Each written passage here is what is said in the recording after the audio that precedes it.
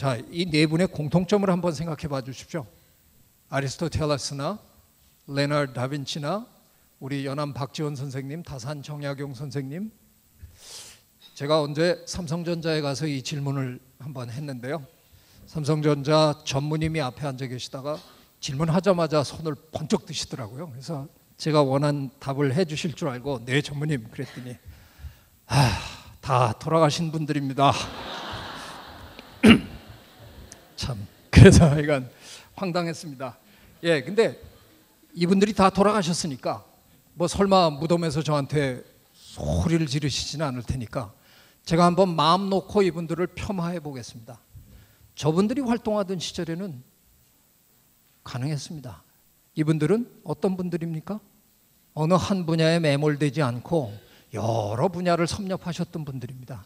그게 그때는 가능했습니다. 정치 집안 분들 계시더라도 용서하십시오.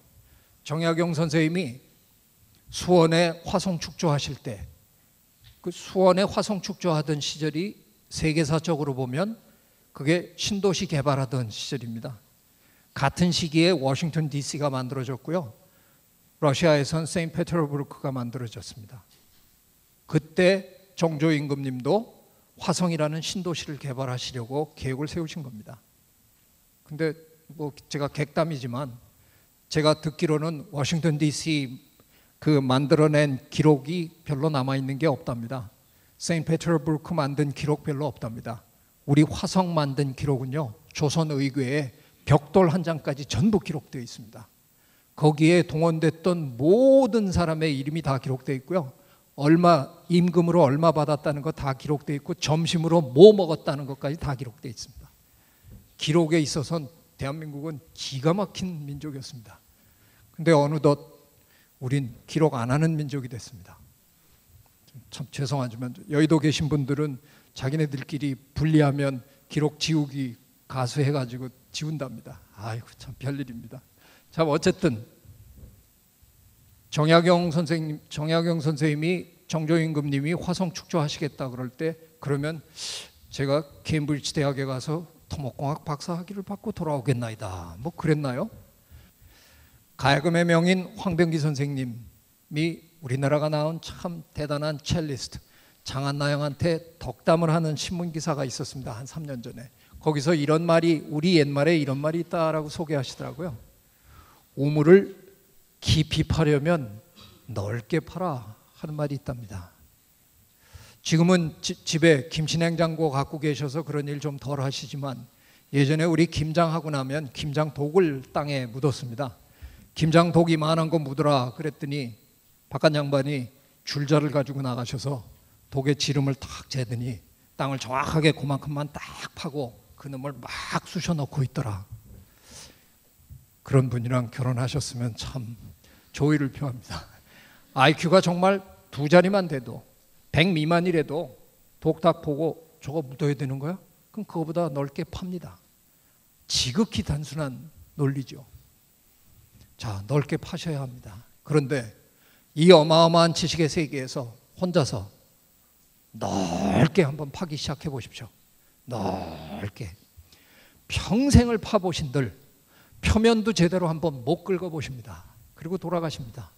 이 어마어마한 지식의 세계에서 불가능한 일입니다. 그래서 나온 개념이 바로 통섭입니다. 이제는 어느 한 분야만 깊게 파고 들어간다고 살아남을 수 있는 시대가 아닙니다. 세상은 우리에게 자꾸 멀티플레이어가 되라고 요구합니다. 그래서 멀티플레이어가 된답시고 아무것도 할 줄 모르는 게 아니라 내 우물 하나는 확실하게 팔 줄 알아야 하지만 언제든 옆에 우물에 넣어주면 거기서 파고 있는 사람들이랑 거침없이 함께 팔 수 있을 정도의 소양을 갖춘 그런 인재들을 우리 사회가 원합니다. 바로 그게 제가 생각하는 통섭입니다. 통섭형 인재는 바로 그런 인재를 말합니다. 어느 한 분야만 할 줄 아는 한 우물만 팔아. 예전에는 우리 그렇게 배웠습니다. 하지만 이제는 한 우물만 팔 수가 없습니다. 저는 이렇게 생각합니다. 언제부터인가 우리 앞에 다가오는 문제들이라는 게 왜 이렇게 복합적일까 한번 생각해 보셨나요? 어쩌면 단순한 문제들은 우리 선배들이 다 이미 풀어서 프로토콜을 다 만들어 주셔서 그런지도 모릅니다. 언제부터인가 문제가 그냥 문제로 우리에게 오지 않습니다. 한 예만 들어보이겠습니다. 자연과학자의 입장에서 과학적인 문제임에도 불구하고 답을 하지 않아야 될 때가 많아졌습니다. 예를 들면 GMO, 유전자 변형 식품에 대해서 어떻게 생각합니까? 저한테 지난 한 7, 8년 동안 언론에서 끊임없이 묻는 질문입니다. 저 절대로 답하지 않습니다. 왜?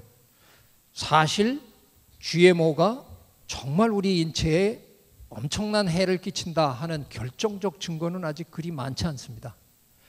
우리 농부들이 한 500년에 걸쳐서 이렇게 길러보고 저렇게 길러보고 해서 제일 좋을 품종으로 만들어낸 거나 유전자를 실험실에서 변형시켜서 하루아침에 품종 개량한 거나 이 시간차만 있었다 뿐이지 결과적으로 그렇게까지 결정적인 차이가 있어야 되는 거 아니거든요.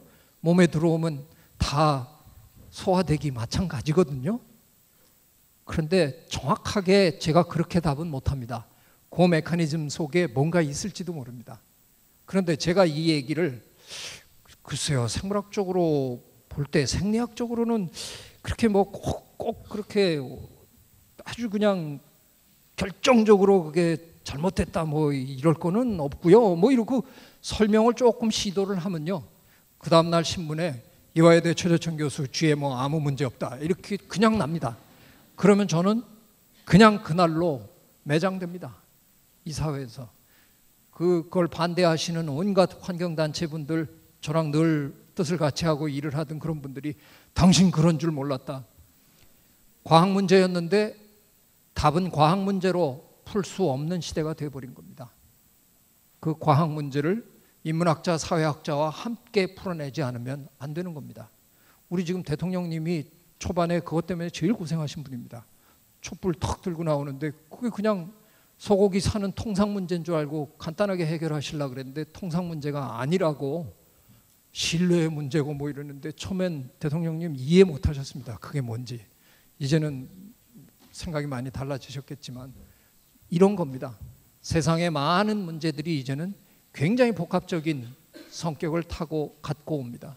그래서 어느 한 분야가 문제를 풀어내던 어느 한 사람이 정답을 내던 시대가 아닙니다. 그래서 늘 함께 남들과 함께 일해야 합니다. 그래서 저는 통섭이 중요해진 시대가 왔다고 생각합니다.